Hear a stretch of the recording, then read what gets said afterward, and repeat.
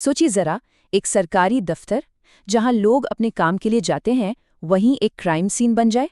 उत्तर प्रदेश के रामपुर में कुछ ऐसा ही हुआ, जहां एक वकील की दिन दहाड़े गोली मारकर हत्या कर दी गई।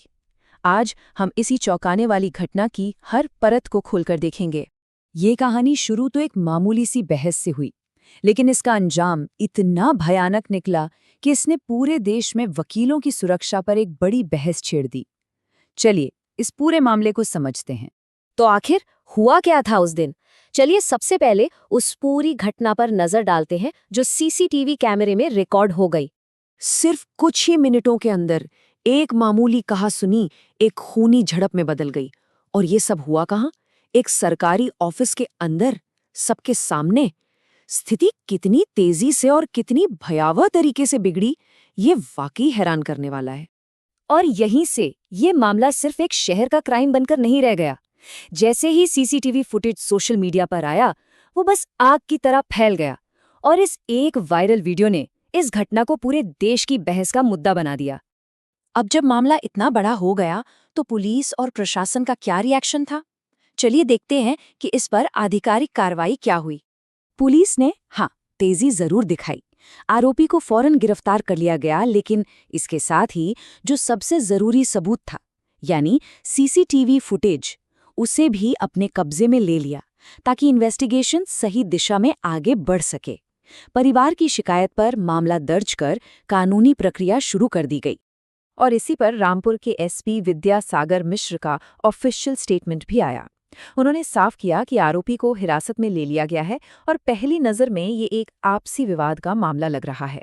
इस बयान से ये तो साफ हो गया कि कार्रवाई शुरू हो चुकी है। लेकिन ये कहानी सिर्फ पुलिस इन्वेस्टिगेशन तक ही नहीं रुकी। असल में यहाँ से एक दूसरी ही कहानी शुरू होती है, गुस्से की, आक्रोश की और इंसाफ की मांग की।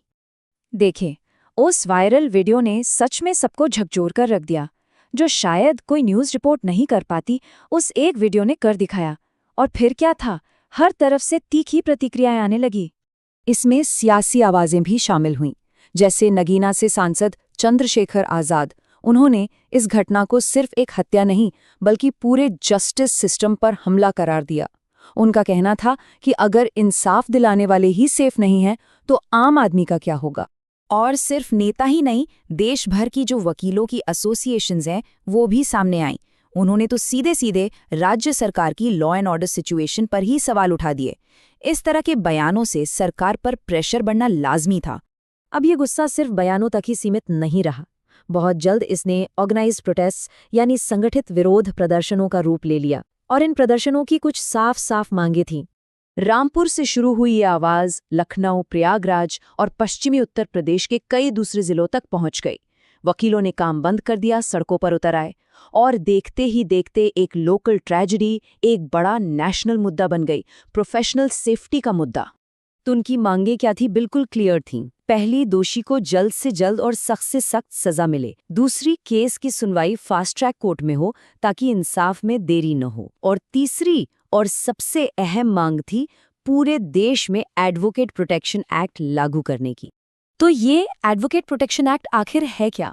देखिए, ये एक प्रस्तावित कानून है जिसकी मांग वकील काफी लंबे समय से कर रहे हैं।